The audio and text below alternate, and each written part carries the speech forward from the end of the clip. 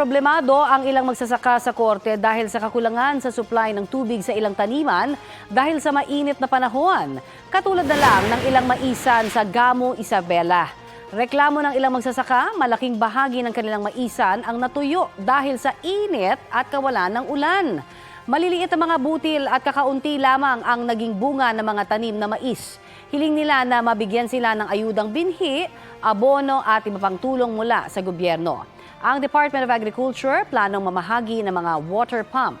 Sa Lawag, Ilocos Norte naman, hindi na rin lumalaki ang mga bunga ng tanim na mais dahil sa kakulangan ng patubig. Kulang din daw ang tubig sa balon na kanilang pinagkukunan sa irigasyon. Napipilitan ang ilang magsasaka na anihin na ang kanilang mga pananim. Kapuso, para sa mga maiinit na balita, mag-subscribe sa GMA Integrated News sa YouTube. Sa mga kapuso naman abroad, subaybayan nyo kami sa GMA Pinoy TV at sa www.gmanews.tv.